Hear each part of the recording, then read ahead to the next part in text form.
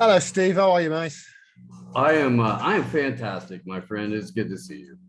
Yeah, it's good to see you as always. You were my first guest on when I decided to do these little podcasts. I haven't done as many as I wanted, but you're my first guest, and I've decided I'm going to bring them back. I've got about five set up already, and I wanted you to be the first one to kick off sort of like the next step in it. We're going to kick off with some bad news, though. Yeah, yeah. Eric Levy has died today. Eric, who is a legendary activist and a science supporter in this country, 90, is he 93 or 94 or 95? He's in his 90s. He's died today, hasn't he? What's your feelings on it? I'm a little bit gutted.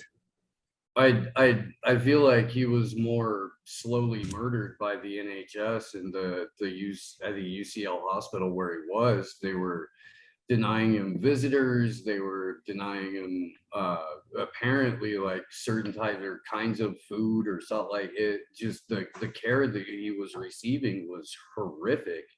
And I mean, this is someone that I looked up to tremendously. Me too. That I never actually like. You were, I believe, fortunate enough to meet the man. I wasn't, but someone that I have always looked to, um, because it's not easy doing the Assange activism. But if you look at someone who's out there at 93 years old, no matter what the weather, you literally had to drag him away if you were the police to get him, and yeah, it's a shame. The activism world has lost a freaking legend.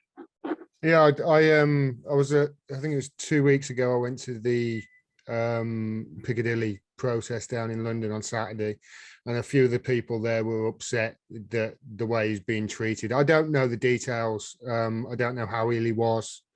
Um, I'll have to speak to Joe. Joe will have a 411 on it, and he knows more about the situation. Joe wasn't pressing the panic button, you see, which is why I didn't get involved in what people were worried about.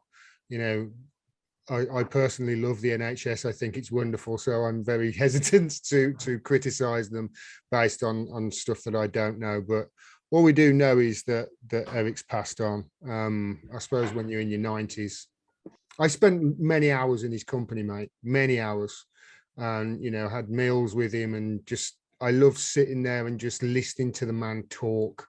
He had a wealth of knowledge, and for those who don't know, this is a man who literally went to Iraq as a human shield. When they legally started bombing it, he was literally on a coach going there to was I think hospitals he was going in to make sure the hospitals weren't bombed. This is a hero, and it's a sad day. It's a really sad He kept vigil outside of where Pinochet was holed up. Like way back in the 70s. Yeah.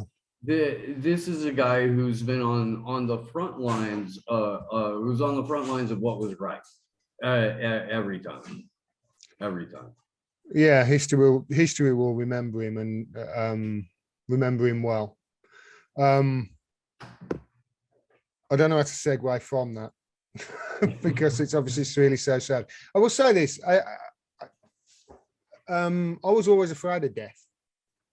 Always been afraid of death. It's always been a bit of a problem for me. And the first podcast I had with you, you were telling me how you microdosed mushrooms. Now, I'd never had any mushrooms at that time, and I remember I asked you, I think it was DMT that you took, and I asked you what it was like, and you're I have to go back to the podcast, but it was something like it's like your ego gets taken above your head and then smashed into 1,000 pieces on the floor. That's a fairly accurate, yeah. Since then, I've taken mushrooms and DMT. And I will say my fear of death is pretty much non-existent now as a result of it. Isn't it weird? Are you still microdosing? Do you still take it often? Yeah, so I took a big break at the beginning of the year from like basically everything that I was, but in general, and was doing like some kind of like limited fasting and stuff like that, and just sort of cleared absolutely everything out. And just very, very recently, like last week, started microdosing again because we're here in Las Vegas now. For the people who are watching who may not know, Pasta Jardula from the Convo Couch and I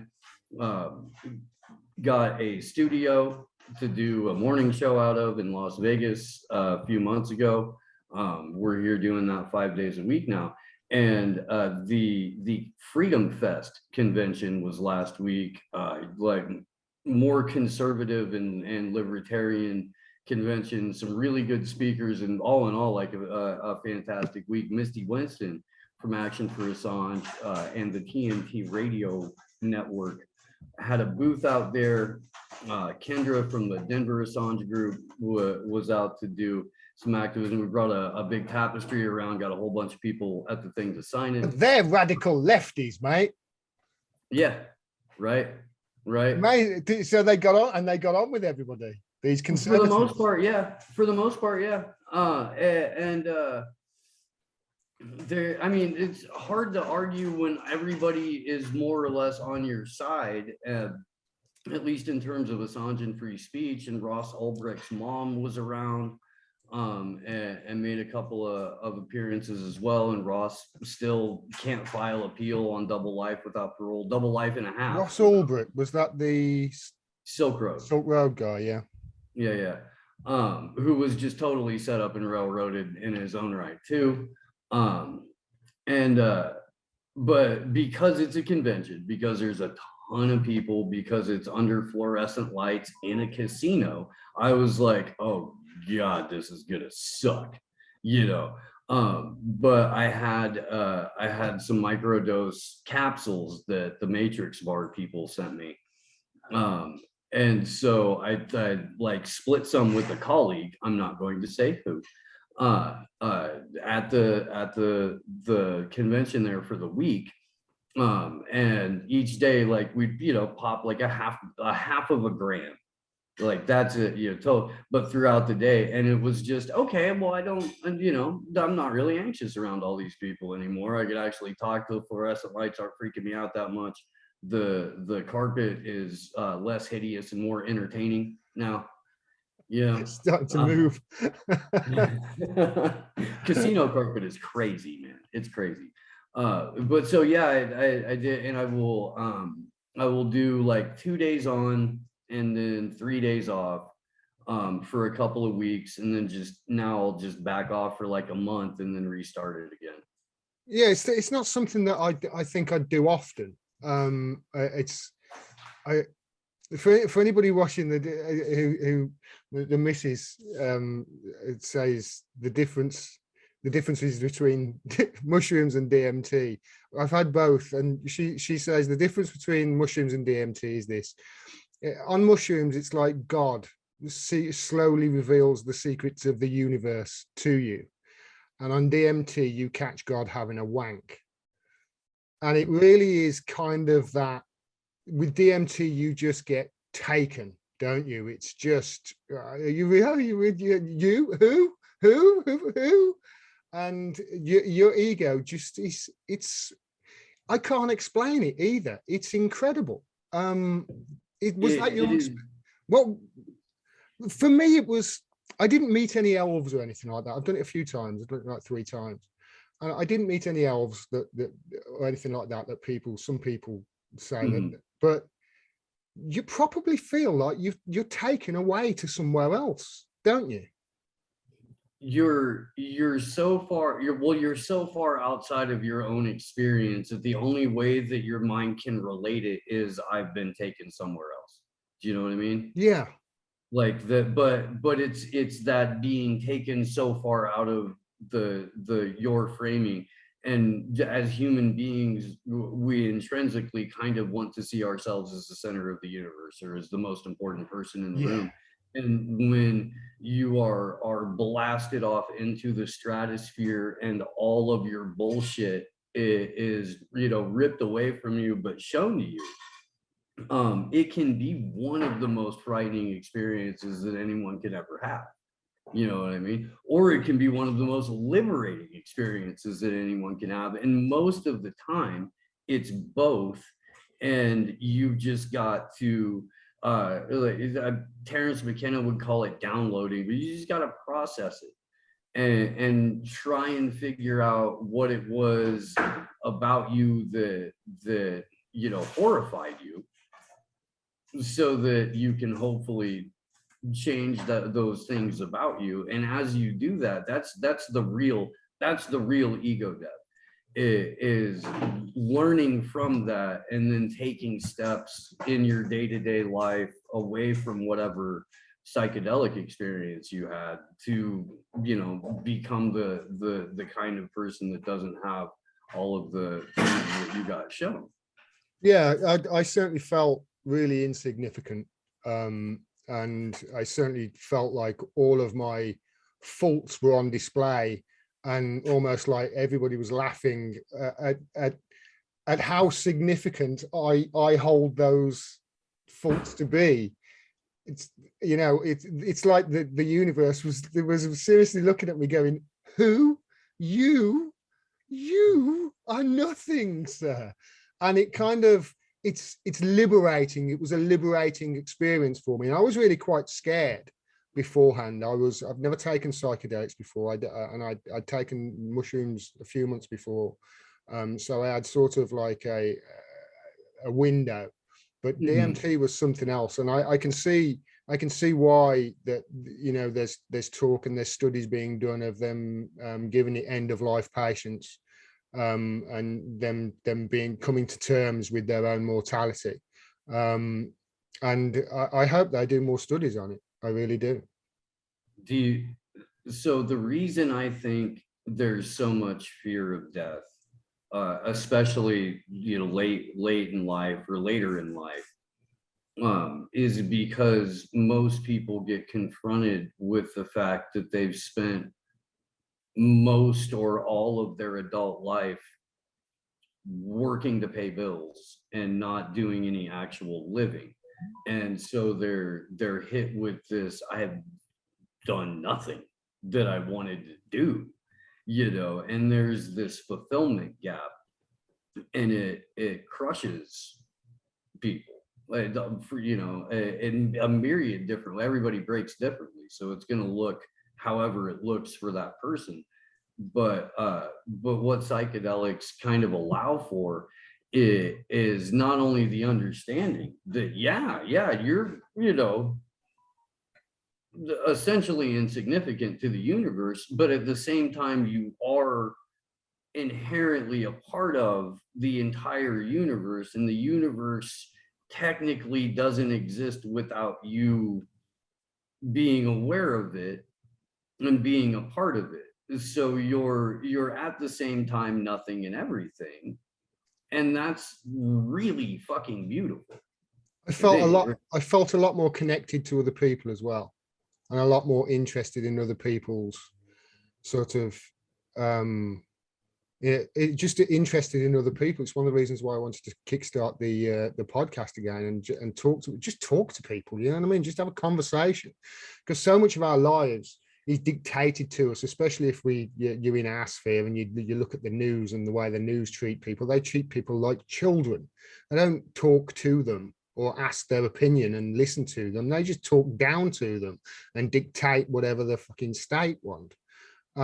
So there's an ethos, isn't there? I'm not sure whether somebody on mushrooms came up with this. I don't know, but it probably did.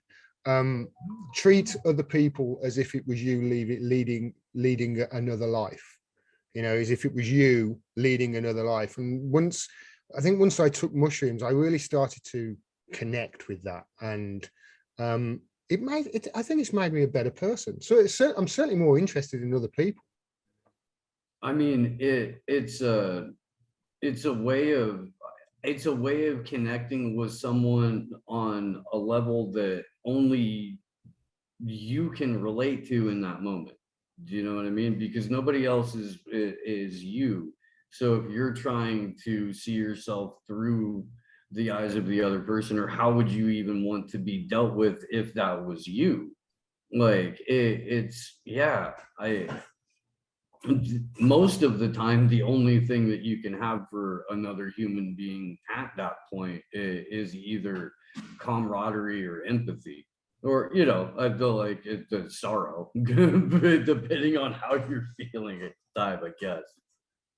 Yeah, it's just that you do feel like everything is connected. At least that's what I've taken away from it. I tell you something that wasn't connected though, mate.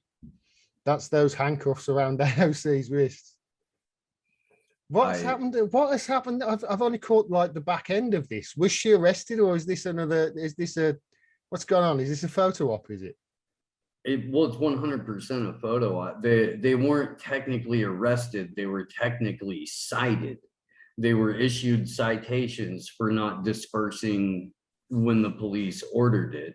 They the AOC was led off with another activist, neither of whom were handcuffed, but AOC put her hands behind her back like she was until she got about 30 steps down the way, connected to the cop still, and then raised up her hand in the power fist and then immediately put it back behind her back. Ilhan Omar didn't even get a cop to walk her off to wherever the heck they were going.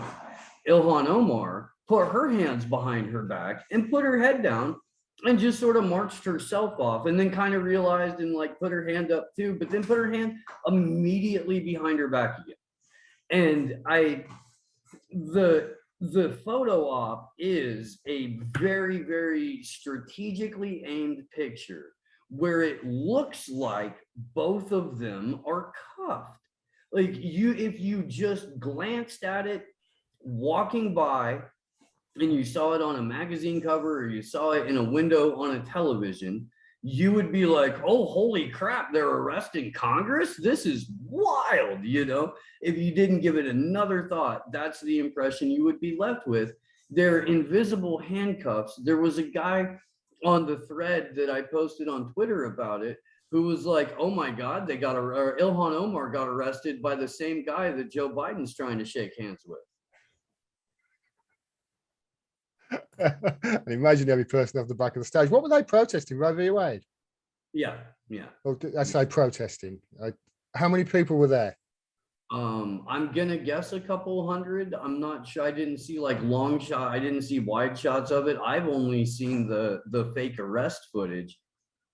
We just had. I need to connect you with these two ladies. I don't know if you're Courtney and Keisha Banks. The Banks sisters. They're hella cool.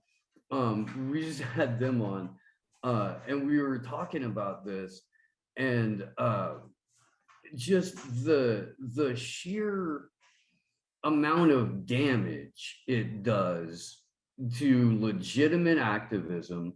Not only that, but the only places where people are protesting the Roe v. Wade thing heavily, where it's getting any kind of numbers, is where you can get on-demand abortion anywhere legally safe in that state.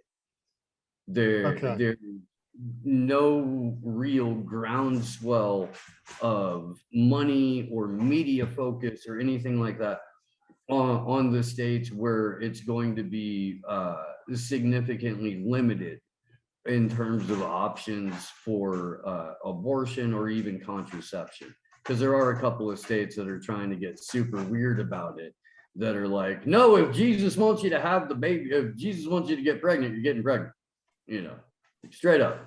But ultimately, the Supreme Court didn't overturn any, that just said the Supreme Court originally never had the right to make this determination in the first place. It's going back to the states where it should have been the entire time. We've got other stuff to get yelled at for. You saying, was it North Carolina who've said that if you have one of these illegal abortions now, that you could get the death penalty? Did I hear? And they're specifically trying to like protect that from within the bill. How is this going to be policed, mate? can you police that? I mean, obviously, the only way you can police it is by testing women for pregnancy at the borders, isn't it? And or with an ultra surveillance state that is going to know everything about you, including your cycle, if you're a woman. 100%. And that's where it's headed. And that's what I was trying to explain to a handful of the people that I got into a conversation with this about last week at Freedom Fest, who were largely very much like, oh, well, states' rights. So it's good, they've got to be able to make that determination. Well, if you're limiting the power of the state or the scope of the state's reach on one very narrow aspect while opening up the avenue for mass state abuse pervasively, that's a net loss for liberty. That's a net loss for personal freedom. So it should be looked at as such. Not that I think the federal government has the right to determine this, but you've got to find some sort of like reality in there. And I think that the extremes on both sides get all of the media attention because they're the furthest away from reality on this. It can only be one way. It can only be the other way. And that's just not how the world works. Yeah, it doesn't make any sense to me how they can ban it in one state and have it legal in a state next door. And it doesn't make any sense how that could work if somebody can just travel in between states. You've got to stop people traveling in between states or know enough about them. And that's really worrying, considering, especially if you're talking to conservatives at Freedom Fest who are all about states' rights, but they'd have a real problem with the overarching, surveillance of people, of everyday people, because obviously that goes against your Bill of Rights and is it Second Amendment? I always get them mixed up. Yeah, I mean, it's not like they count for anything, but yeah. No, we just did a story this morning on the show about how the NSA is gonna get sued. The ACLU just got a big FOIA, a FOIA suit settled about the NSA buying location data from third-party collectors for cell phones for tracking purposes. For what purpose? Well, in this case, it was so the Border Patrol could help, could be assisted in rounding up people who cross the border illegally, at least the instance they cited in the article. But it applies to COVID lockdowns, it applies to protests, it applies to, they talk specifically in the piece about like drug activity and stuff like that. So anything that falls under vice or criminality or that umbrella of terrorism, that location data can be, there's a law that says the NSA can't do that, even though they do, but they just expose the loophole for it. And then Amazon Ring, the doorbell service, has a just blank form that any law enforcement officer can go and get data for without a warrant. They can just literally, I saw this. I saw a little bit of I saw a headline about it. So the police, if for whatever reason, can literally just go into Amazon, log in, and then go anywhere where there's a Ring camera, say, and just type in the address or the account name of the person that's running it, and just get all of the data from that Ring camera. And there's no warrant needed or anything like that. There's no judge that they've got to see. They can just go and get all of these details, all of this information on the comings and goings at your house. Mm-hmm. Yeah. And there's nothing that's connected these two things in terms of this is available to law enforcement at the same time for the same household. However, if your house has a Ring and an Alexa, and you fall under that probable cause where they're already getting your Ring data, why wouldn't they then go ahead and get the 24-hour recording that Alexa makes of the ongoings inside of your house. Because I don't know if this has never dawned on people or not, but it's a voice activated thing.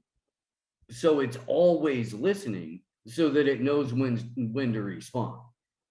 That's so it's always recording that data no matter what sounds it hears. Amazon also has a feature that they announced recently. I may have seen this, where it can take a minute or less, or sorry, about a minute of your voice or Nana's voice. And then after Nana passes on, this is how Amazon's selling it, she can read a bedtime story to her grandkids. With just a minute of her voice, Amazon can put together grandma in her voice reading an entire bedtime story, or would it helping the kids with the homework? Yeah, that certainly can't be used for nefarious purposes by anyone with access to that program. I think I just vomited in my mouth a little bit, you know. That's just, oh God, they'll monetize anything, won't they? Oh God, there's just no bottom to these people. Well, can we get grandma reading a bedtime? Can we make money out of that? Can we, to sell our shit? It's just so it's got to the stage where it's difficult in this country now to not use Amazon. I don't know whether you're getting that where you are, but it's difficult to not. I canceled my subscription a few years ago, and there's a few things that I've got off Amazon for the last few years, but now I'm finding other places to get those things from. So the amount I'm spending with Amazon is it's next to nothing. It's one purchase a year or something like that. But it's just everywhere, and isn't the only way that this is going to change is if we all just stop using it. Yeah, that it's stopping you. It's not just we don't use Amazon anymore. Like there has to be a serious conversation about alternate forms of currency, alternate thoughts about exchange of goods and services for whatever. Because at the end of it, more than Amazon, more than Mark Zuckerberg, more than Elon Musk, there's the International Bank of Settlements and this currency that we're all sort of tied to and operating on. And if we've demonstrated throughout history that if you can force the bank to change a little bit, then the entire planet changes a little bit. If there's a run on the bank, that's a civilization collapse. Well, if you've already taken a ton of steps to extricate yourself and your community from that civilization, and the people that are left are the people that are hanging on not just to the idea of fiat currency or a global elite who rules through blackmail and child trafficking as the real currency. You got a chance. I mean, I understand this pipe dreamy stuff, but it is kind of something they pulled off back in Yugoslavia in the 80s with the Velvet Revolution, in terms of parallel structures and parallel societies and counter economies, and trying to get away from the collapse of the Soviet Union. What do you think there's any hope for that? You say it's pie in the sky, and it's like, do you think? Well, I mean, I see it happening. I do. I see it happening. I see people that even in cities are doing like combinations of like mutual aid and trying to localize their food sources more. There's people that have been opting out. There's I don't know if you're familiar with Derek Rose or not, but he's got a thing called the Conscious Resistance. He started a thing called Freedom Cells several years ago, where anybody in the world can start one. If you are trying to opt out of the technocratic state as much as possible, it's just basically like holding up a flag for like-minded people, even if it's something as simple as organizing a freedom cell around growing food, or like getting real meat or something like that. If you're into that, if you want to know how to build or in general, or build with like less tools. You could start a freedom cell for that. If you wanted to have a group that wanted to organize to do mutual aid, so on and so forth. But freedomcells.org is, and it's international. I'll Um, check that out. I'll check it yeah, out. That's my idea. You see, that's just like not my idea, but I think that's the best way forward, and I think that's the way we naturally might go as this system just crumbles and disintegrates in front of our very eyes. I think more and more. I mean, see, we've got the means, the technology now, where little groups can come together, and if you start on a local level with food, resources on a local level, that sort of thing, then surely that's going to be a better way of organizing and getting through life than just buying onto whatever system these bankers want us to be serfs to, because that's what it is. Basically, these people have just stolen the wealth of the working people, not just in this country, in your country, but all around the world, since the birth of capitalism. And these greedy bastards have done it to such an extent that now the whole place is crumbling and the world is on fire, and it's just crazy, and nobody seems to have a clue what to do about it. well, what we can do, I keep trying to stress this on Slow News Day and on the AM Wake Up. It We can take tiny little steps every day to lessen what the influence the state has on us. Yeah. And I know that, like, if you're in a large city, it's a little bit harder to do that, but it's really not, because even here in freaking Las Vegas, there's still a farmer's market twice a week.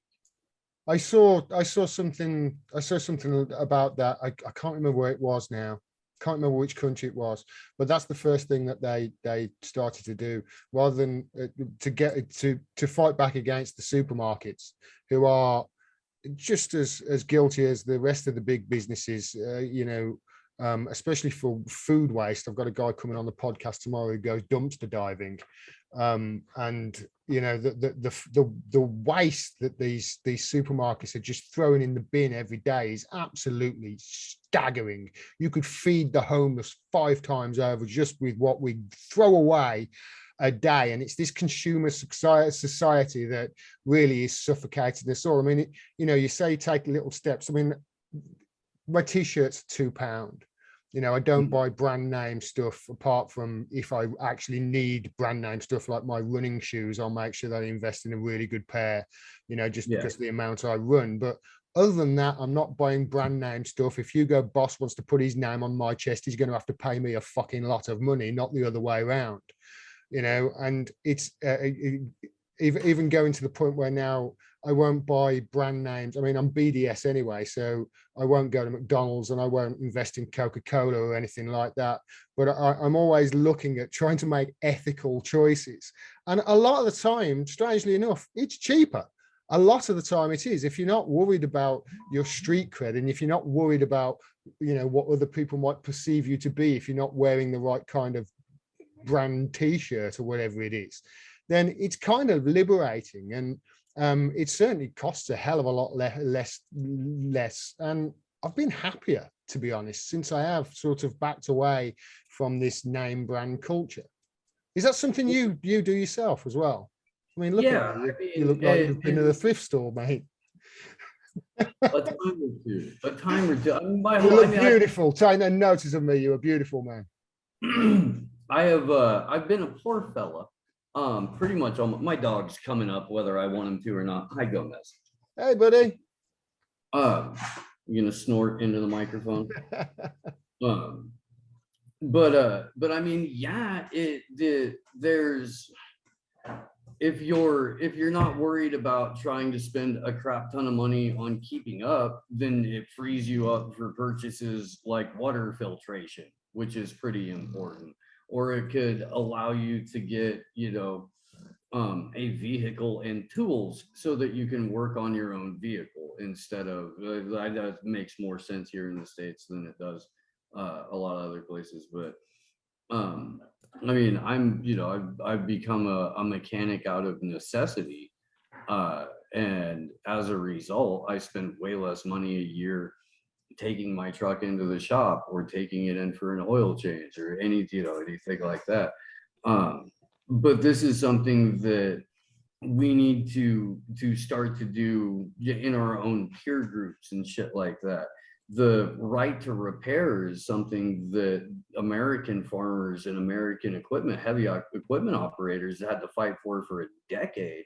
And that's crazy. You can't fix and maintain your own equipment. And that's something that a lot of people have forgotten how to do. It's the consumer society, mate. You gotta buy something new. If something's broken, you just throw it away and get a new one. There's nothing wrong in that, is there? On a finite planet with finite resources, there's nothing a little bit backwards about that, is there? That's ridiculous. You can't repair your own shit. Well, and I mean, what, 45, 40 some years ago, Jimmy Carter had solar panels on the White House. The material that those solar panels were made out of is in a landfill somewhere. Like the amount of not turbines, but the amount of fan blades for wind generators, they're in landfills. All of the solar panels in landfills because the technology to recycle them has never caught up with the ability to make them through plastics and oil and stuff like that. We're just now to the point, and most of recycling is a scam anyway. There's entire villages in Southeast Asia that are just made of like compressed plastic and shit like that from all of the shipping containers full of recycled goods that just get sent to island nations and dumped in it or dumped in the ocean, whatever. Every single stadium you go to that has like the 3 little trash cans next to each other for compost and recycling and trash, that's all just one trash bag on the bottom and it all just goes into the dump. At least here it does. I don't even know where I was getting at, why I went off on that tangent in the first place. But recycling is, Recycling. solar panels, that's right. We're still trying to figure out how to sustainably create the things that are supposed to conduct or store our sustainable energy. A battery just holds energy, but you have to make it out of something. And the something that you make it out of is all the toxic crap and all the toxic chemicals and everything you got to dig into the earth for and create a bunch of harmful runoff for. Not to mention, you still need oil or you still need coal to create the energy that charges it up in the freaking first place at a 4 times to 1 the amount as it does to like cool a house. There's got to be some sort of adult conversation about this, Steve. It's not. We've got a situation at the moment where I think the M25, which is the circular that goes around London, I keep saying they should just turn that into a fucking moat. And Jasper Carrott, the comedian, came up with that years ago. And the more and more I think he was onto something. Just turn it into a moat. Then we can all have our referendum to get away from London. And then England, the rest of England can join Scotland and Wales in a union of such. We could call it Britain, for instance, and London can be fucked off on their own. But there's a couple of things there. First of all, you mentioned the recycling bit. Have you seen these places in Africa where, I don't know whether you've seen a lot of poor places, a lot of video of poor places in Africa. There's usually some little kid running around in some Barcelona shirts or some, I don't know, NFL shirts, some Yankee shirts or whatever. And a lot of those kids, if you look closely, it'll say, I don't know whether the Yankees won the baseball last year or whatever it was. It'll say something like New York Yankees winners, so-and-so, but they actually lost that year. And that's because big corporations make winners and losers for both teams, so they don't have to have a mad rush at the end. And then the ones that they don't use, they just pack up in a box and ship it over to Africa. Oh, well, those fucking African kids, they don't know who won that year. You know what I mean? We can say, oh, look at the charity we're giving the This is just massive consumerism on a scale that we're not going to be able to keep up. You're saying a lot of recycling is a scam. I really do agree with that. But also, you brought up the oil thing and the energy thing. I've been looking into this a little bit over the last few months because it's concerning me that there's not enough conversations going on. We can't just quit using oil and gas. We can't. You're right there. We need to limit as much as we can what we're doing, just because we don't want to choke each other out of the planet, even if you don't believe in the climate science stuff. But haven't we got to look at other, you're saying the sustainability of solar panels, of wind, etc. They're in landfills. Haven't we got to look at other forms of clean energy, such as nuclear here? Isn't that kind of the way we go? I keep hearing a lot of clever people, a lot of people clever than me, saying we can't fulfill the energy demand that we have without nuclear power. We're either listening to the same people, or the people that we're listening to are listening to the same people. It's going to have to, in some way, shape, or form, become a real part of the discussion. The way that we've previously looked at and dealt with it on every conceivable level, from the way that nuclear plants are built, to the way that the matter is stored, to the way that the energy is distributed and who gets a cut and why, all of those things were done totally counterintuitively. We've only looked at nuclear fusion, never looked at trying to harness fission, which from what the smart people that I've been listening to are saying, is where the real energy lies, but it's also where an even bigger risk lies.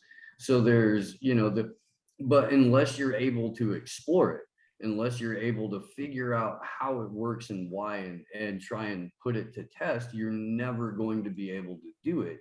And we've got such a captured industry with Chatham House and Klaus Schwab and the World Economic Forum and Bloomberg and those guys and all of the NGOs and the green industry, the whole capture of the environmental industry, that trying to have that conversation is going to be like trying to have it with someone who was an anti-nuclear activist back in the 70s. Because they're that dead set against the technology, because they put all of their chips in this fake limited hangout, here's your green future, through stuff that we have already, like the sun and the wind. And isn't this all going to be companies that they own as well? Isn't this all the point of it? They're going to be, what happens, especially with the government. I mean, God knows what it's going to be like with the World Economic Forum if they get to run the show, which they probably are now. Let's face it. Bill Gates flew into London the day the day Rishi Sunak and Sajid Javid resigned, and the day before Boris Johnson resigned. Boris Johnson of the World Economic Forum, and Sajid Javid and Rishi Sunak of the World Economic Forum. The last two in the Tory race now to be the next Prime Minister, Liz Truss, Rishi Sunak, both members of the World Economic Forum. Why is Klaus Schwab getting to dictate what's going on here? Why is Bill Gates seemingly, what's going on? The last time he flew into Britain was to have a soiree at 10 Downing Street with Boris Johnson there, and a shitload of people, from JP Morgan and BlackRock and all that. That was a year ago, and that was, I think, a day before we had the COVID restrictions extended. There's a lot of obviously joining the dots here, but you can see my point here. It's clear that these people have, what was it Klaus Schwab said, penetrated the cabinets. It's clear that our democracies are fake. These people are running the show. We don't have a say in fucking anything, really, when you think about it over here. And I know you don't in America, because otherwise, you'd have a universal healthcare system and some sort of restrictions on guns. So I mean, I'm a we can't have enough guns kind of person, but that's only because Listen, I I'm not saying I'm one of these radical lefties who says no guns. I'm not. yeah. Right. All I'm saying is this: if you've got a problem with a lot of mass murder and mass shootings in your country, have a look at how many guns you've got. Because we don't Oh, have them over here because we've got no guns. but you're about to get knives banned. I mean, you can't walk around with hammers and certain, Yeah, but like that's I don't want to get off on that. I will say that okay. the only thing I'm going to say about this is that in every mass shooting in the U.S., there is a commonality. One thing that you can find across the board, and it's not necessarily SSRI drugs, behavioral drugs. It's not an AR-15. It's prior contact with the FBI. It's the one thing that all of these shootings have in common is at least 1 year to 4 years prior contact with the FBI. Now, I don't want to go out on a limb here, but if the coincidences only go one direction, they cease to be coincidences. And the FBI has its entire history of operating largely on setting people up, getting a person or two on the inside, getting or making sure you have a fall guy, and then either rushing in at the last moment to stop it or allowing the thing to happen so that you can swoop up the larger operation. Yeah, I heard that. Didn't that happen? Was it last year at the Black Lives Matter or one of these Proud Boys things? It turned that there was like 12 people apparently that were going to take down or something, and it ended up 9 of them were undercover FBI agents or something like that. So the Michigan Wolverines was a militia, and there was a plot to kidnap Governor Whitmer. And the judge just had to throw it out a few months ago because out of the 16 people that were being charged, 14 of them were FBI agents. And the 2 that were getting charged were at the lowest possible level, had all reported to multiple FBI agents, one of whom tried to instruct the guy on how to write a manifesto. Yeah, you've got to have a manifesto, haven't you? If Flash forward, and we've got the Brooklyn shooter with his video manifesto, who with, left subway shooter, who left the keys to his U-Haul and his credit card on the scene. We've got a month to the day later, the Buffalo shooting, where the kid drove several towns away through and by and around multiple Black neighborhoods to go to this specific grocery store where he had been the day before talking to a number of people, where that day, the day of the shooting, the homeless guys who hang out in front of the store were all told by the security guard that they see every day, hey, you might want to get out of here today. No, just we're not having anyone hanging out in front of the store today. Move really, along. I know that's this has never dodgy. happened before. Don't pay any attention to it after the fact, but you can't be here today. Then a couple of weeks after, maybe even less than a week after, it was the Uvalde, Texas shooting, where wow, we now know that 400 cops were hanging out for 77 minutes while a 19 400. 400, according to the report that was released quietly over the weekend that we reported on Monday morning. Um, so I mean, and again, in every single case, previous contact with the FBI. It's got to be. What's it like living under that? I mean, we've got it to a certain degree over here because our forces will. I mean, you know, I remember one ex-governmental official that I was talking to. I won't recall his name, but was telling me about one chap that was causing the secret services in this country some problems by telling some truths that they didn't want to be told. Ended up committing suicide by shooting himself in the head twice, in the back of the head twice while driving, and then throwing the gun out the window. And they ruled it as a suicide. What's it like? I mean, we don't have that too often over here. Those stories are few and far between, but I mean, these stories are legendary coming out of America. I mean, all the way back to the JFK and before with the Oswald, incident. Mhm. Yeah. So I mean, the two shots to the back of the head reported suicide is what we've referred to now as Arkancide, because of how many people who have been connected to Bill and Hillary Clinton that have committed suicide in that particular specific way.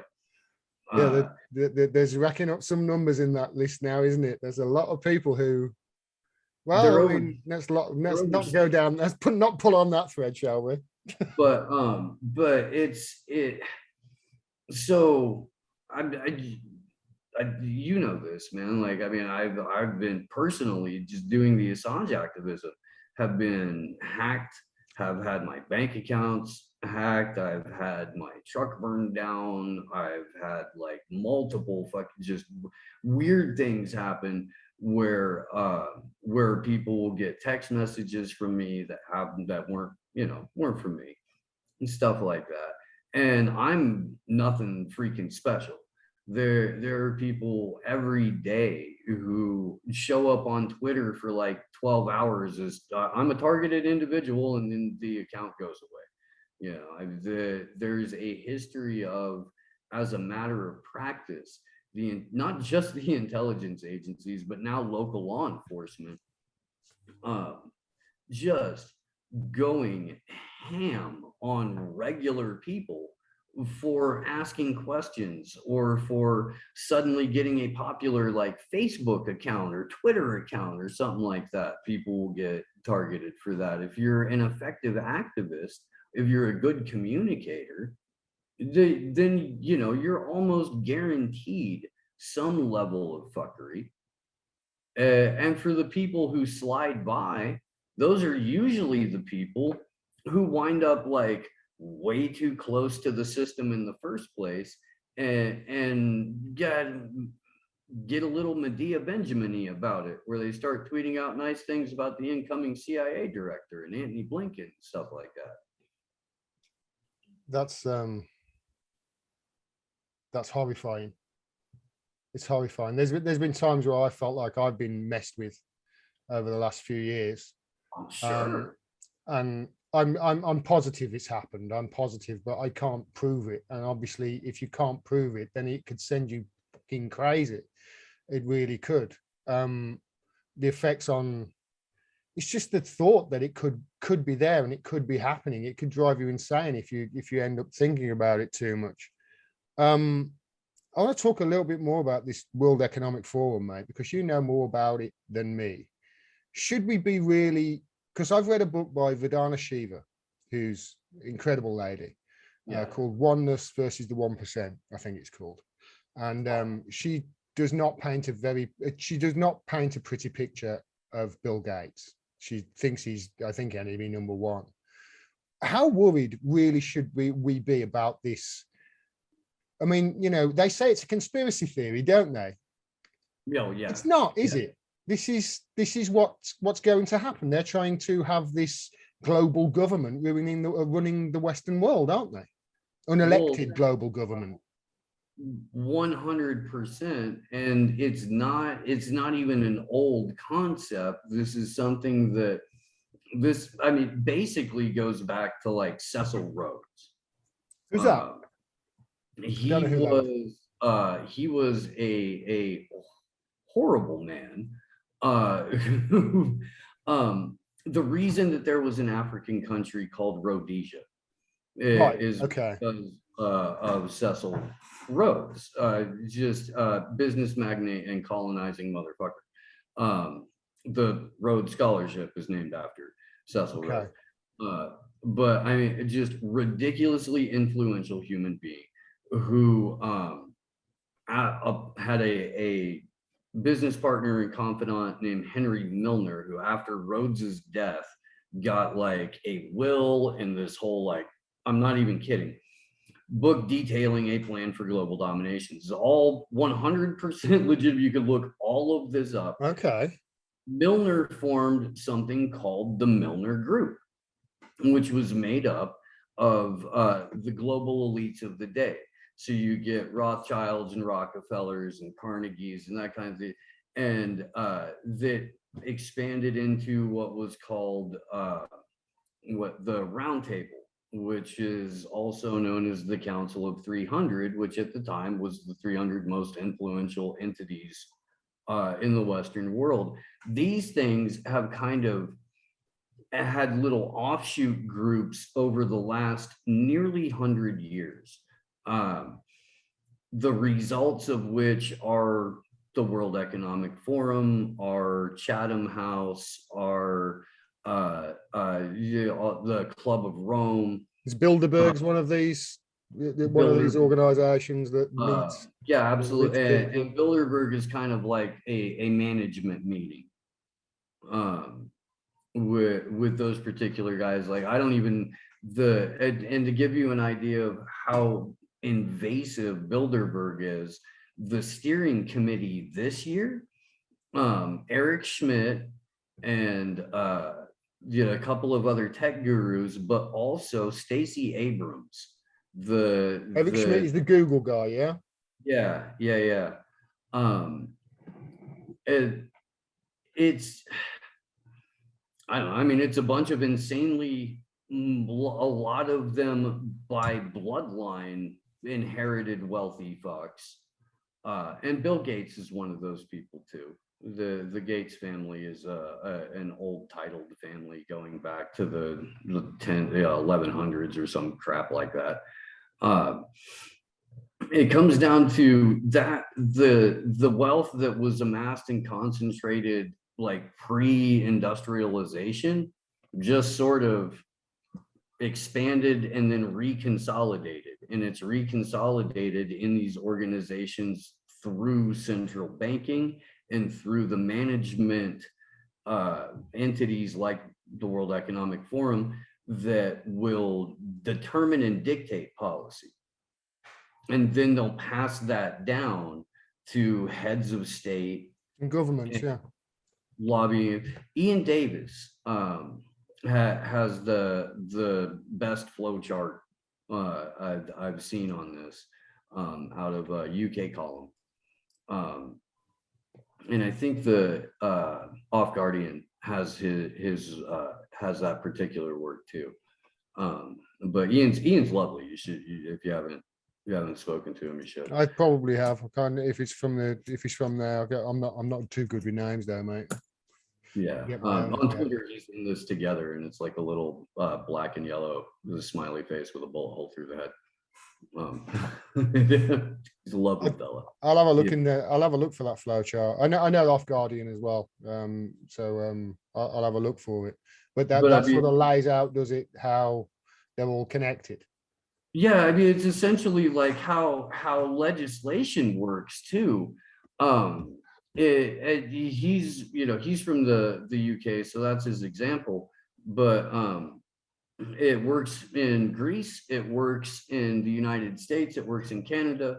There's the International Bank of Settlements, the central banks, the World Bank, the IMF, and then there's these other organizations, World Economic Forum, Chatham House, and so on.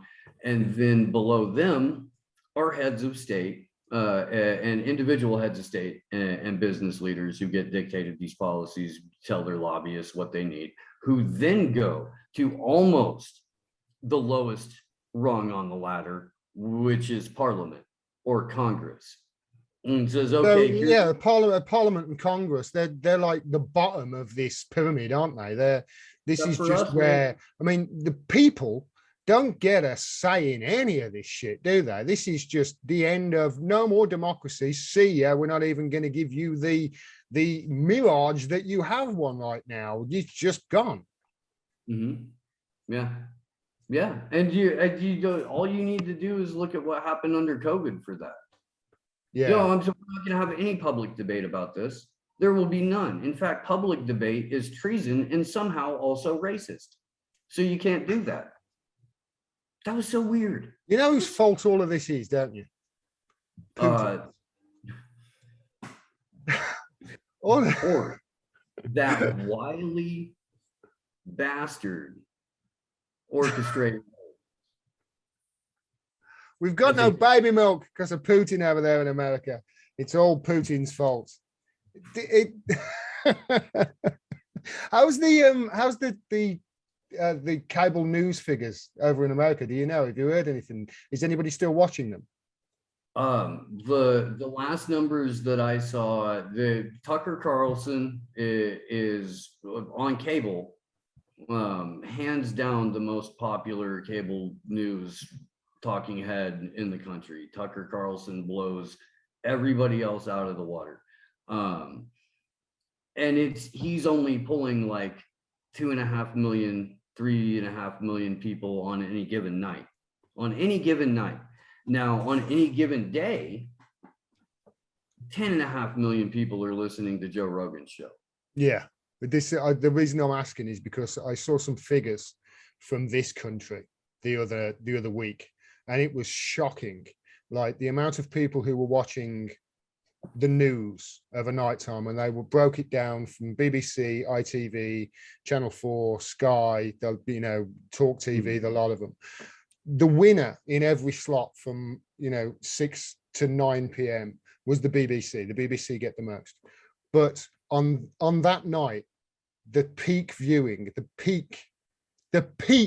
most anybody was watching was 110,000 people in a country of 70 million, 65 million. This is, I mean, I get more views than that on TikTok, for heaven's sake, and it's sort of given me a new lease of life, because it's like, oh, I'm actually, if I can actually keep my account on TikTok and not get banned, so I'll have to be very careful what I say, this could be really good. And because they're finished, aren't they, these outlets? Nobody's watching them. There's zero trust for 100% valid reasons. That doesn't matter. It doesn't even matter if you're still playing team sports about this. The last, if not the last couple years throughout the COVID nonsense, or the last 5 or 6 years with Jeremy Corbyn getting railroaded, and then the entire government of Boris Johnson collapsing under an absolute house of largely overblown scandal. But I mean, the government itself was so corrupt that something was going to bring it down. And honestly, doesn't matter what they're going to point to. There was reason enough all around. You can't look at all of that and then look at what corporate press is telling you and go, these things match, because they don't. It doesn't even matter if you've got a favorite team you're rooting for. You can't trust your traditional media outlets. Everybody's going to some form of, if not digital, quote unquote, alternative media. You mentioned the Corbyn thing. Have you heard the latest with that? It's happened over the last couple of days. There's a couple of revelations. The first being that there's an organization called the Campaign Against Anti-Semitism, and it's a German group. It's a charity, but it's not really a charity. It's one of these pro-Israel lobbyist-run things that was heavily critical of Jeremy Corbyn when Jeremy Corbyn was Prime Minister. In fact, I dare say that many of the complaints that ended up in the EHRC's dossier on anti-Semitism in Labour came originally from the Campaign Against Anti-Semitism. Anyway, Corbyn's obviously gone, and the Campaign Against Anti-Semitism publicly on Monday criticised now leader of the Labour Party, Sir Keir Starmer, because he's in Germany and he did one of these campaign things in front of the Berlin Holocaust Memorial, and people they came after him saying it was in bad taste because he didn't mention the Holocaust, blah blah blah blah. It's like, okay, whatever.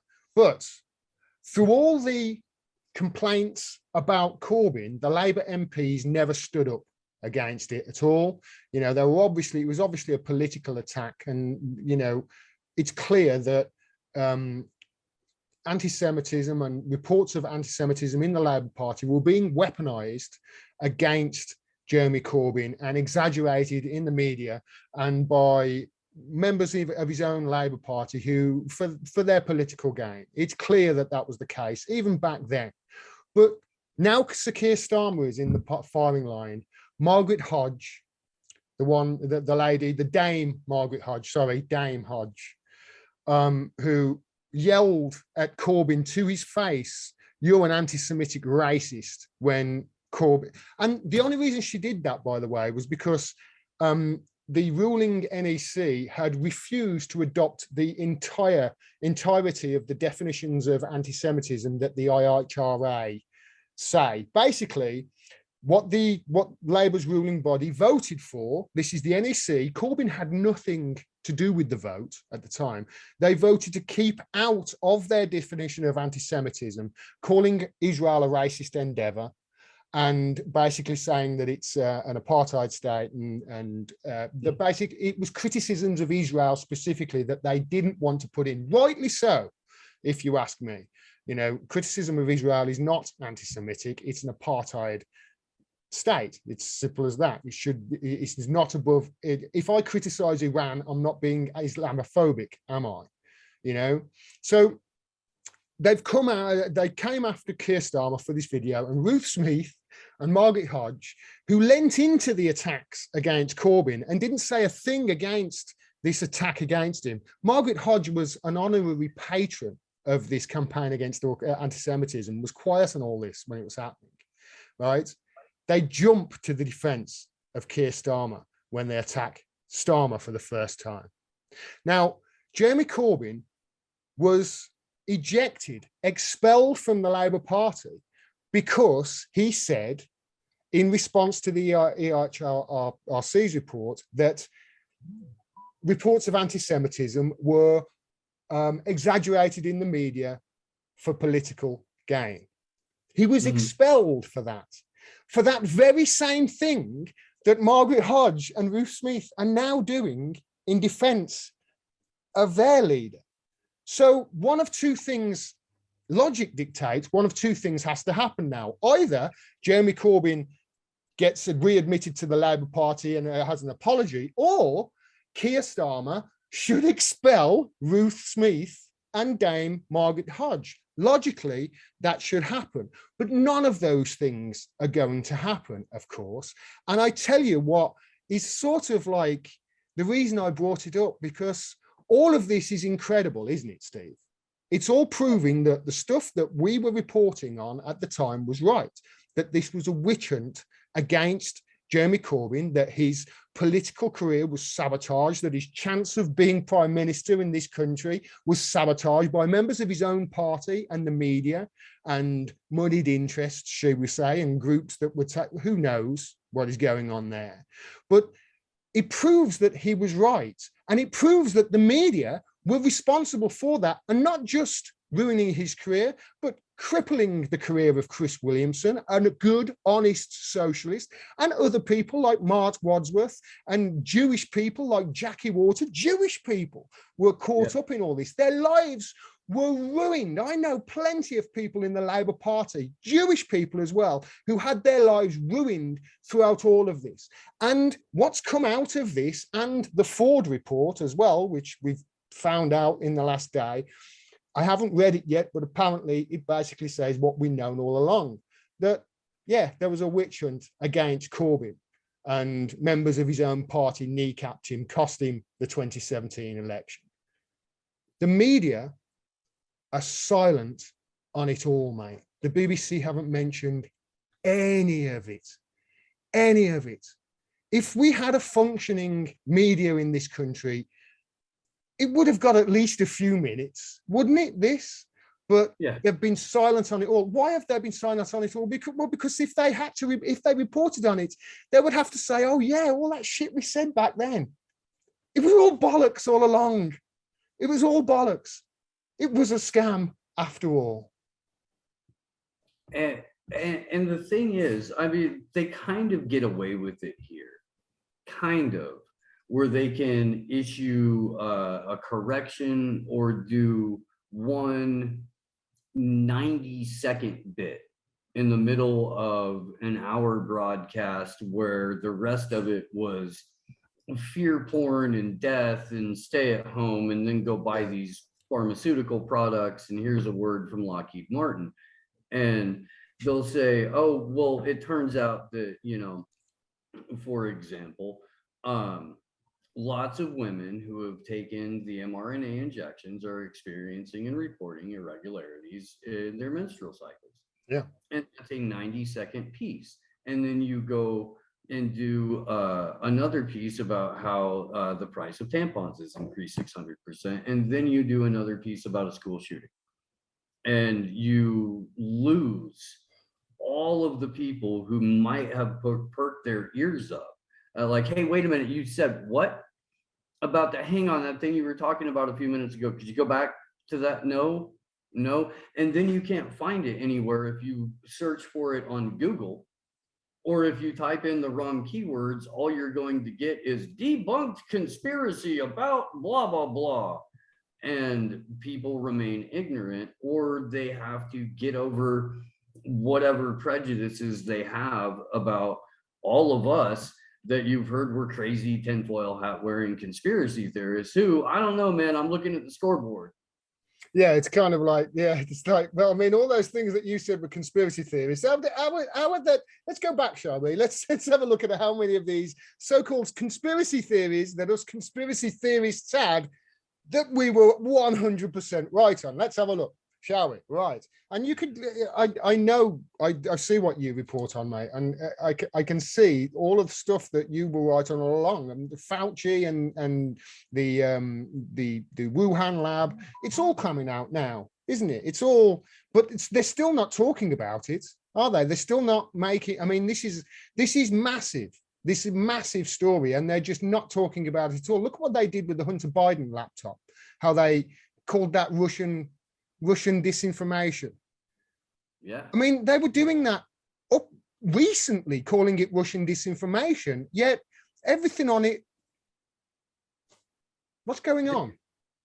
So once released, no one's challenged the footage.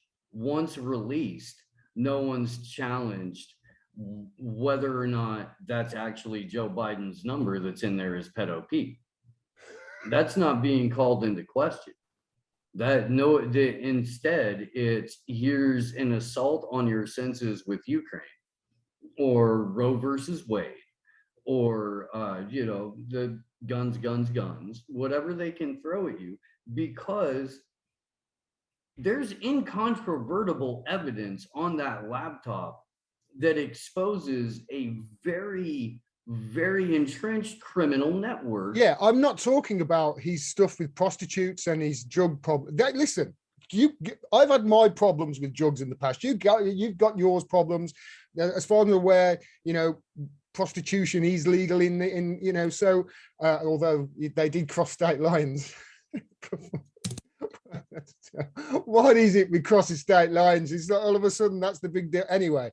So yeah, it's the corruption. That's the thing that really we should be focusing on. All the stuff with the drugs and the guns and his videos weighing his crack. Were you videotaping everything anyway? But that's not the that's I can understand with the hookers. I can understand with the hookers. I can. And listen, I'm not judging the guy at all for what he does behind closed doors. If it's legal, whatever. If it's not legal, I really don't care as long as nobody's getting hurt and it's consenting adults. And I hope they got paid very, very well. But it's the corruption. It's the. I mean, this was a man who his father put us on an energy board in Ukraine, for Christ's sake. His father, who was the point man for Obama in Ukraine. Might I add, the Ukraine as it went through the coup. In the Maidan coup, whatever it was in 2014. So there's massive amounts of corruption there. And then you add in all the I haven't even looked at the China stuff, mate. What do you know about his dealings with China? There was, again, an energy board for a gas company. Is he some, is he some Tesla genius, is he? That he knows everything about energy? What experience did he have? Oh, yeah, he was kicked out of the military, wasn't he? Somebody on that much crack has a lot of energy, okay? So he was inherently prepared to be able to discuss this. That's a good joke, Steve. That's a good joke. I hope you're proud of that. That's it. That's so good. You I'll give keep it. give yourself a pat on the back, son. That's class. I'll keep it. I appreciate you.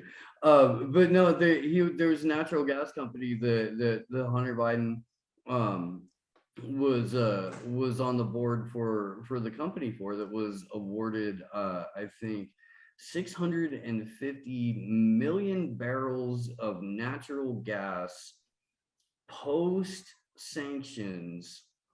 And that's the most recent disclosure, but on the first disclosure, on the first data dump from the laptop, there are like 12 or 14 different business consortiums that Hunter Biden's name is attached to or has been attached to over the last 10 years. Yeah. That all of which, while Joe Biden was vice president, were getting awarded massive contracts or were being allowed to operate where they were previously not allowed to operate. And it demonstrates a very, very clear quid pro quo between the Biden family and whatever country they're trying to cozy up to. And it's the same pattern every time. Either Joe Biden's brother or Hunter Biden would be involved on the business end in some way, shape, or form. And then there's that quote, the 10% for the big guy. 10 for the big guy, yeah. Is the standard kickback fee for Joe Biden leasing his name to whatever project this is. It's the same thing Donald Trump does. It's the exact same thing Donald Trump does. That's why Donald Trump's famous. Yeah, he leases his name to projects. Joe Biden is doing the exact same thing, except for incredibly illegally with his crackhead son. It's kind of like, well, it's not kind of, is it? It's the mafia. You can see why you could be like, well, you seem to have found a lot of oil underneath your country. A lot of our oil has found its way underneath your country. You're going to need to let our companies sort of like come in and extract that. All right, don't worry, we'll sort you guys out just as long as our companies go in and do it first. You can have an IMF loan. How's that? How's that sound? This is the mafia, isn't it? Yeah. It's a nice country you got here. Boy, it sure would be a shame someone had to come in, knock some buildings down. Tell you what, how about you just let us put up this drill rig right here? And then to make sure it's safe, we're going to put up 80 military bases around it. Yeah. Otherwise, we've got to protect our interests. You know what I mean? It's the way it's. That's what they mean when they say protecting their interests, don't they? They mean we say the same thing over here. We are protecting our interests abroad. Oh, you mean the places we're stealing shit from? Yeah. And the rubric of national interest, anything that falls under that you challenge as a private citizen of that country can make you a terrorist. They're just openly saying it in the Biden administration that 85% of the country, 90% of the country is a domestic violent extremist. Yeah. Because if you have any doubts about the veracity or the legitimacy of your government, technically, according to the Biden administration, you are a domestic violent extremist. It's not like I can't see the argument. Hey, we need to have our guns for when the government comes for us. So I can see why that argument would hit home, because I don't know. I mean, I've thought this a lot. When I was in America, Steve, my friend shot himself. I don't know whether you know this, but he shot himself while I was out there. And I've seen, the devastation that it does to the families and that sort of thing. And that was not somebody who, he was somebody who made a bad decision as a result of the financial crash, actually, as a result of the financial crash, leaving him with a $200,000 mortgage on a house that was now worth about 5 cents. And you know, I used to think, well, if they didn't have the guns, he would still be here. You know, that's. But I also, you know, this is somebody who was clearly very upset and not well. So that's the other side of the coin, isn't it? And but I can see why the argument, hey, we've got to have our guns because when the government come for us, because they're going to at some stage. I mean, they are, aren't they? Well, if not, if they don't have to do it in force, it'll be because they got away with it via dictate or legislation. Or they started putting it in the hands of enough people with enough, you know, contact with the FBI that they can manipulate the narrative to be whatever they want. And I notice he's passed a Biden. I say Biden, it's not Biden. He doesn't know what day it is, does he? I mean, I don't even know whether he gets to pick his ice cream. That guy, everything gets. What is he making any decisions at the moment? But anyway, I don't want to go on about that. I mean, hey, at least you've. I just find it hilarious. You said he was the bit where he shakes hands with people that are not there. That is just, this is somebody who's losing control of his faculties. And then you've got a media saying that Putin, his health is deteriorating. Doesn't look like it. Doesn't look like it. But Joe Biden goes out there and goes, America can be described in one word.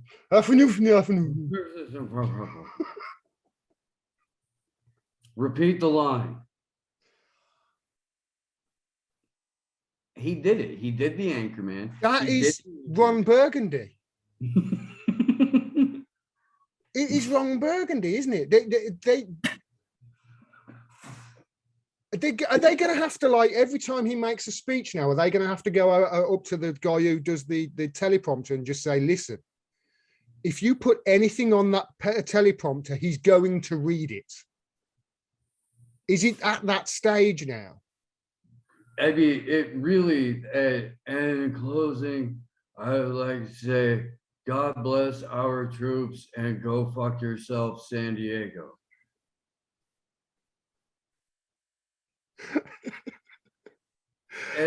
And he'd just walk off.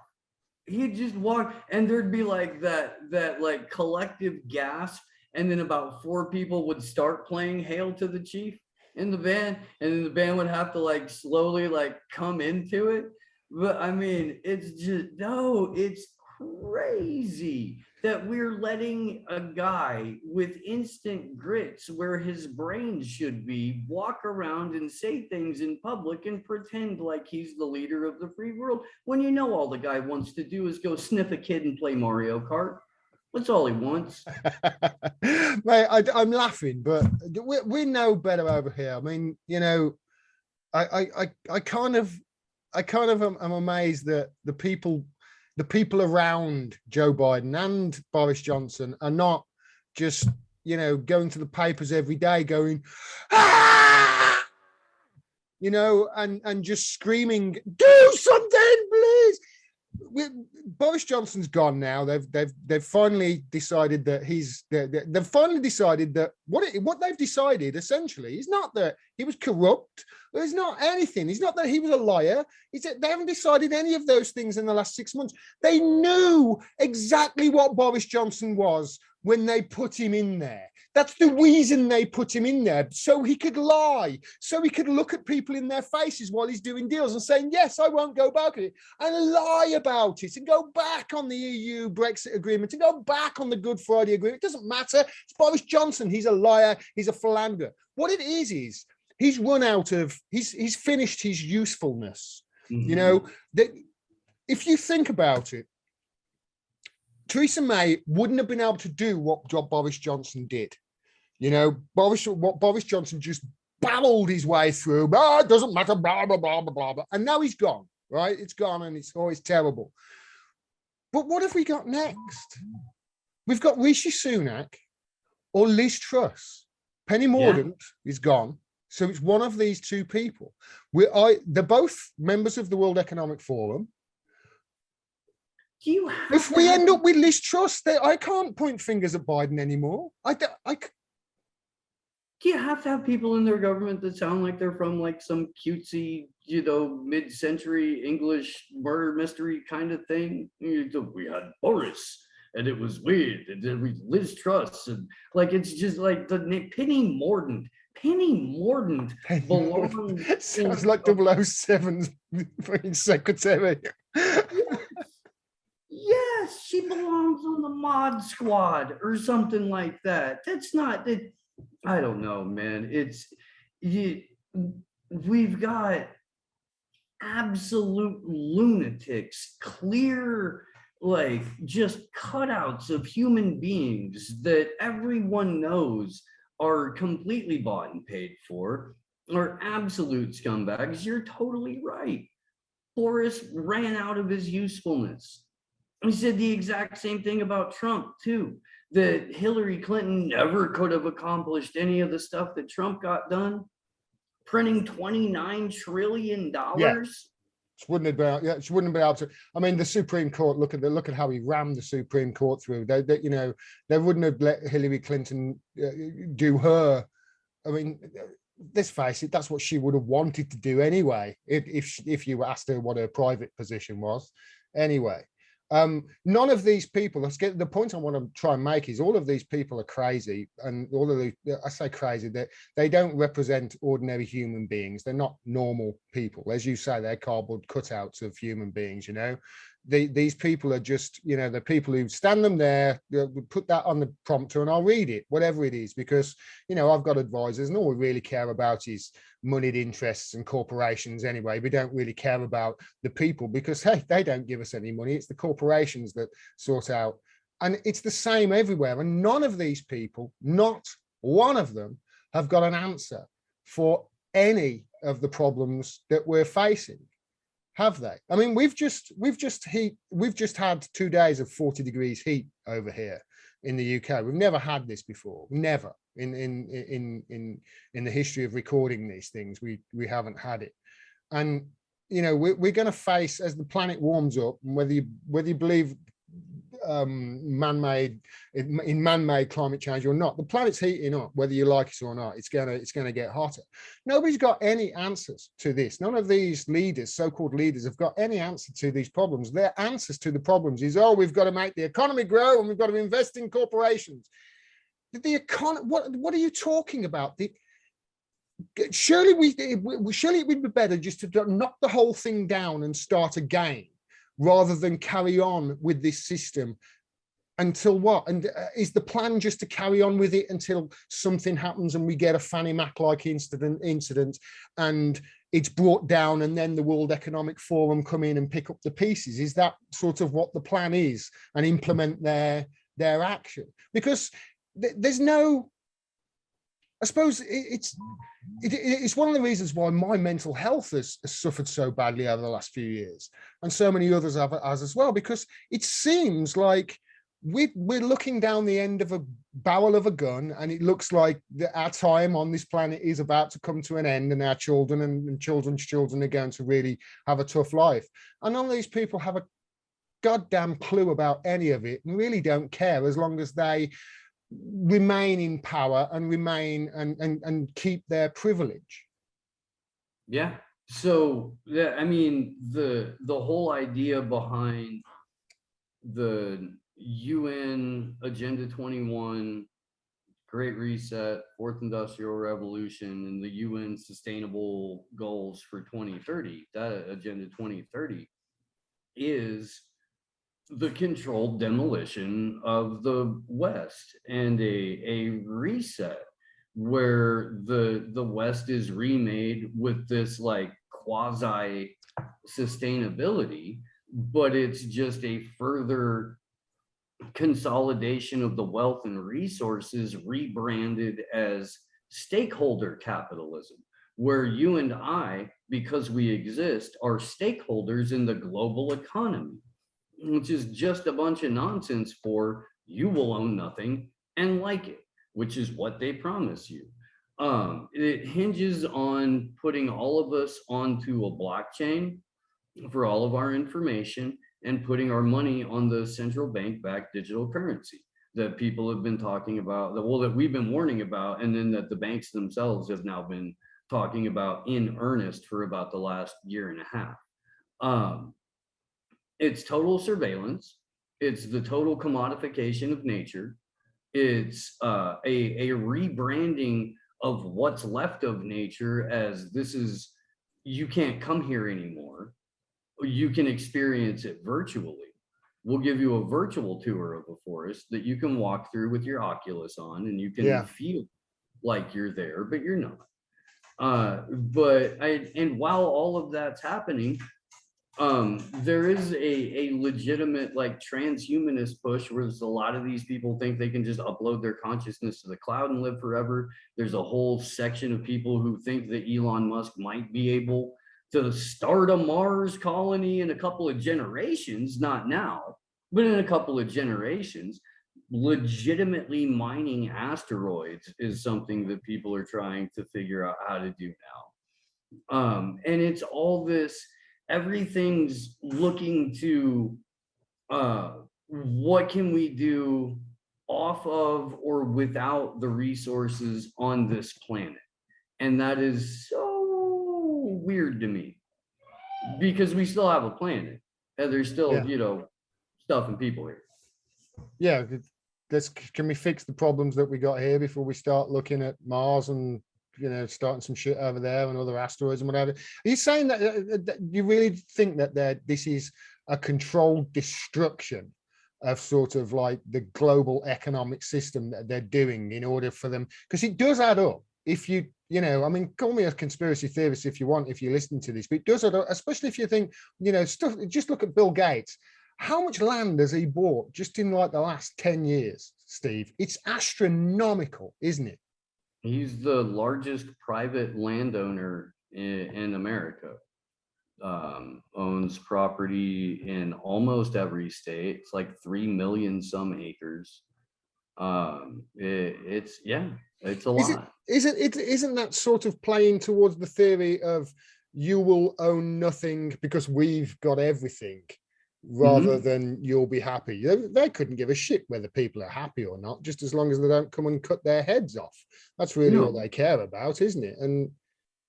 But you have to sell it humanely. So that's what this is all about. Sustainability. This is all about preserving the planet.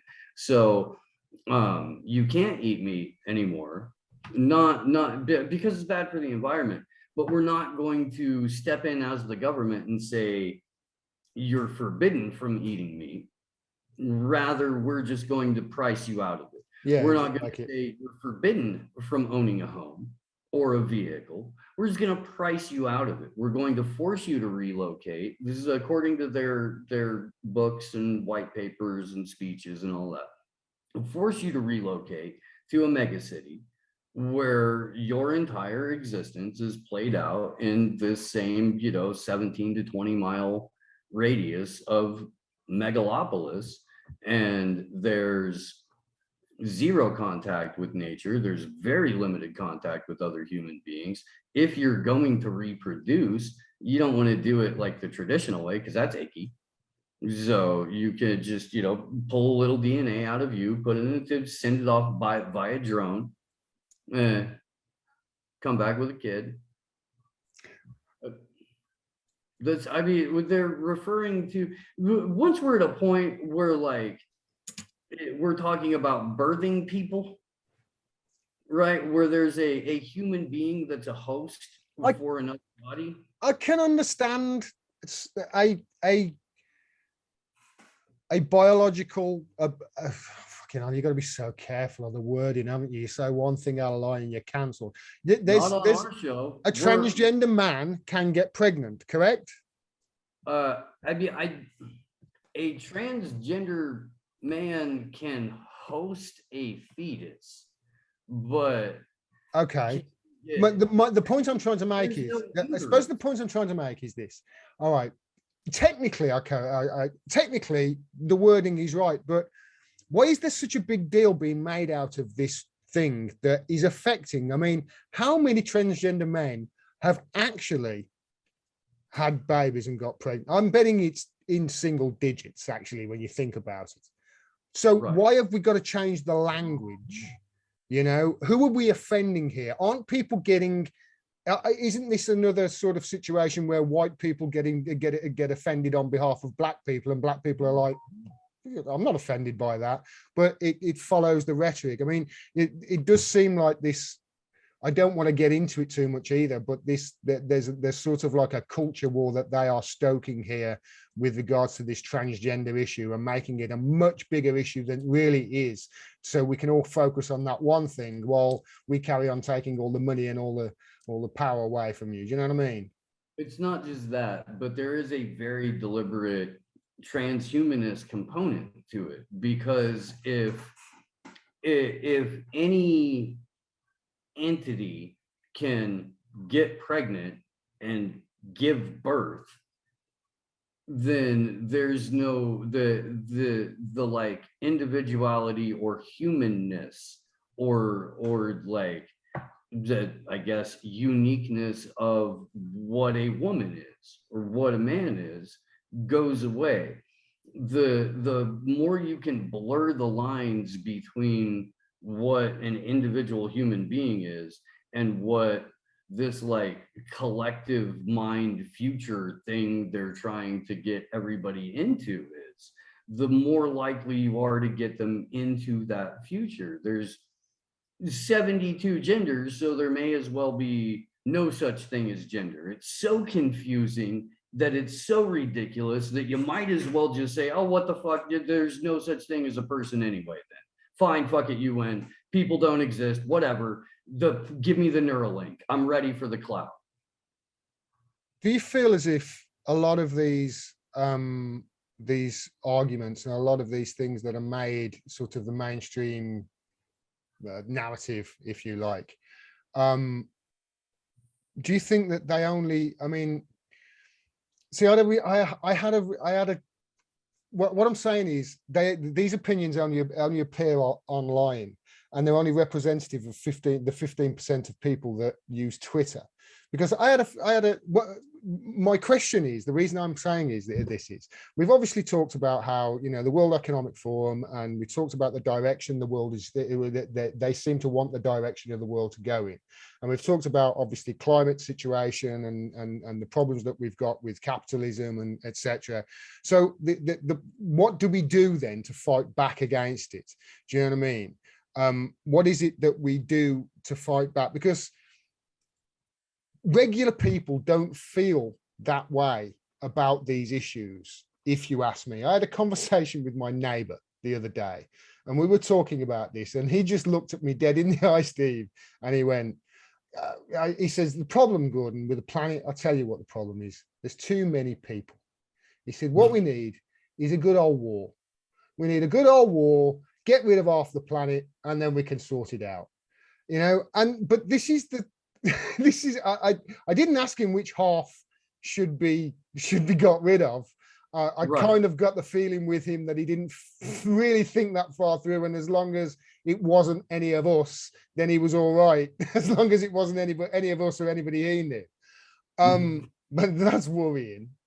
But this is what regular people think, isn't it? And regular people, are they going to go for this, or is it being done over such a period of time that that sort of person is generally an older person, and that gentleman, by the time these things are going to come in, is going to be in a, you know, an old folks home? So I guess I'm asking, with that, with people having that sort of response to what do we do then? What do you think we should do? Because I've thought about this, and all I can think of is we need to get active at a local level. In fact, I think that was your advice to me on your podcast. Sorry. Yeah, I mean, that's where it all starts, is where you have to do it. The problem with a lot of activism and a lot of activists in general is that whatever the cause is being used to fill a hole inside that person. And so they're not necessarily doing it for the right reasons, because they're not themselves like in a spot to where they could give constructive or positive or legitimate Yeah, enduring help. it's just somebody waving, guys, a flag saying, "I support the latest thing." Is that what Trying you to mean? get That's seen. Yeah, yeah, trying to because you're going for I'm a good person points or something like yeah. that. We went to Um, sorry, mate. We went to Pride in London a few weeks ago, and I turned to the missus and I went, "How many straight guys do you think are here today who've come with their lesbian friend who are just thinking, you never know." You know what I mean? You never know. I've got to score some points here. You don't know. They get drunk at these pride things. Maybe she'll lower a bar that much. And then the missus looked at me and went, "How many of them do you think it happened with?" How many of them do you think were successful? Sorry, I trampled all over the point you were making, but no, you're fine, man. You're fine. But what I think everybody can do in the immediate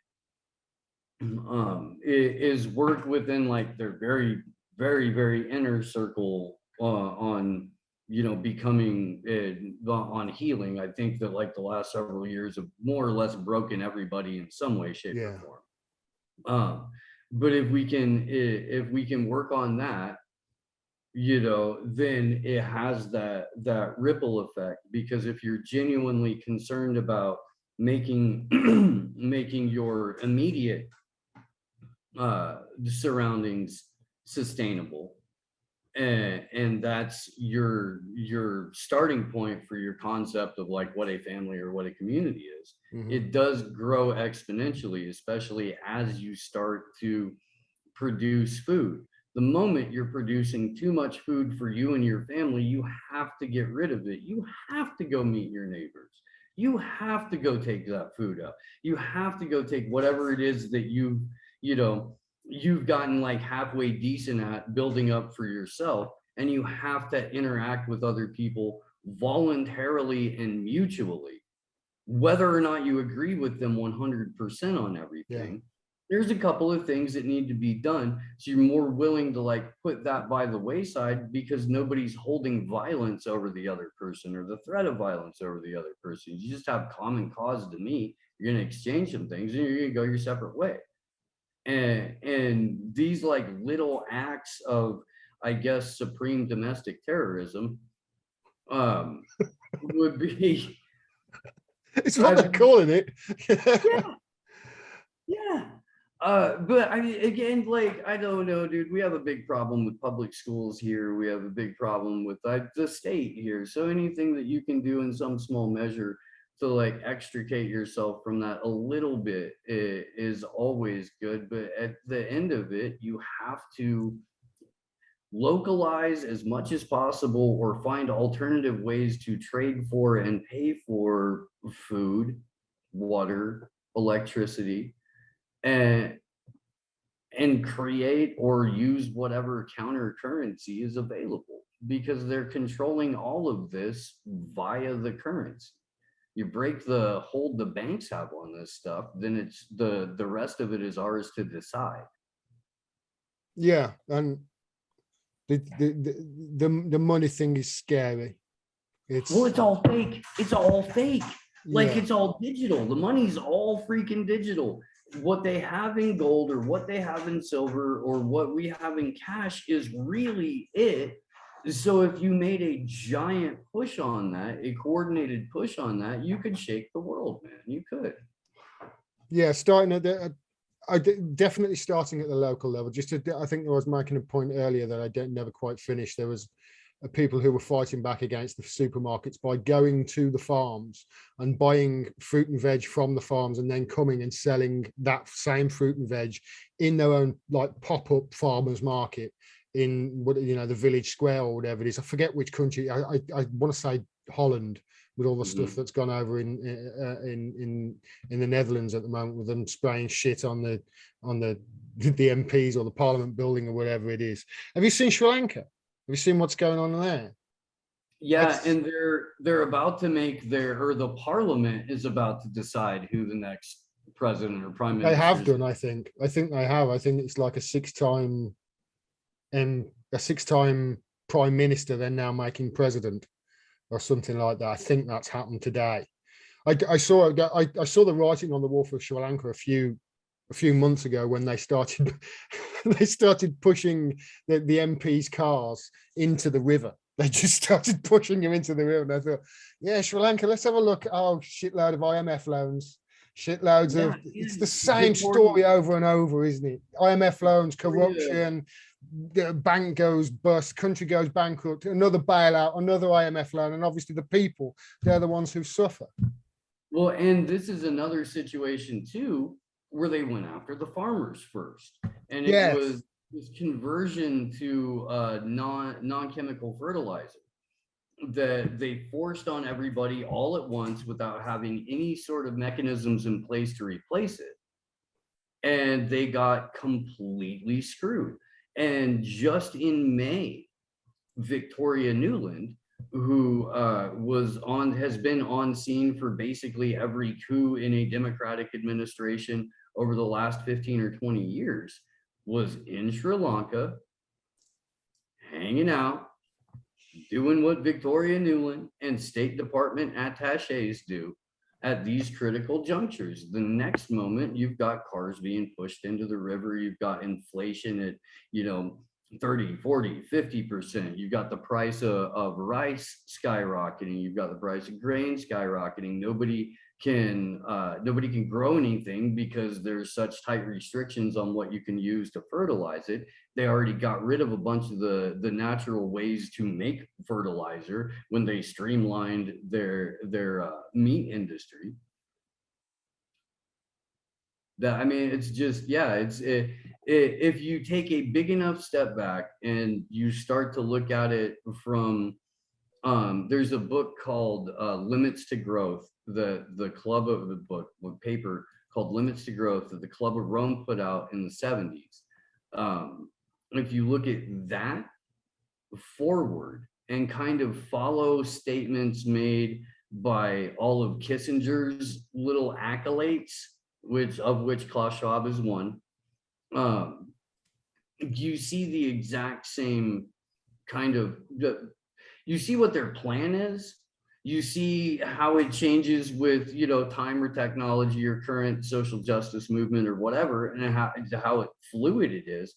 But there's a very straight line to, this is what we want. We want this small group of people to run the world. This is how we intend to get it. This is what we're going to do along the way. And they've checked off box after box after box to the point now, Gordon, to where,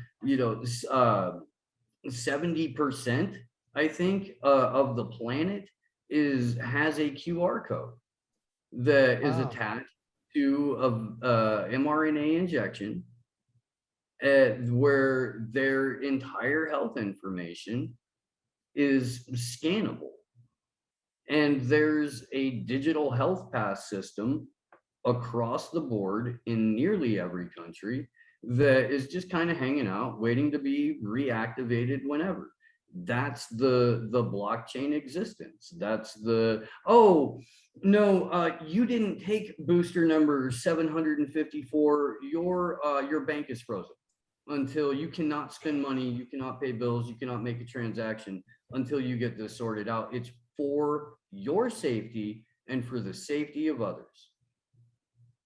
That's a horrifying thought. But then we're just conspiracy theorists for having these thoughts, aren't we, Steve? Yeah, because the Canadian government didn't seize bank accounts and shut down Gibson Go over the trucker protest. That didn't happen. No, that was a sign. That was a sign of things to come. That was, and it's coming to a country near you. If you're listening to this in the West, I really worry about the turn that what's going to happen next here, because they're making protest illegal.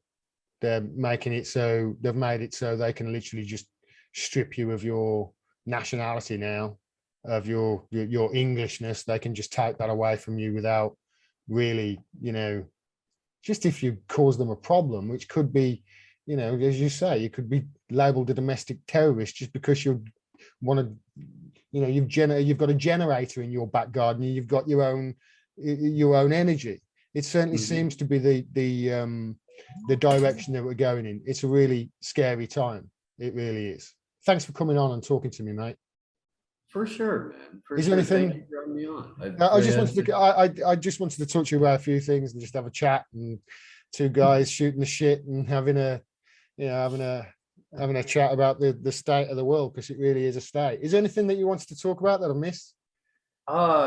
No, I think I should end on this positive note that we did. I'm gonna try and get my kids to the movie theater here in the next like 20-30 minutes. Great, mate. Uh, Have a great day. Have a wonderful day. Don't eat too much popcorn. oh no, dude, we go to the movie like just straight up hood folks, dude. We're gonna pack snacks in. We're gonna smuggle as much as possible. Piece of salmon, some herring. Yeah, and that way we're good. Gordon, I love you, my friend. If anybody's interested in seeing what we do, go to Rockfin at rockfin.com/am wake up or rockfin.com/slow news day.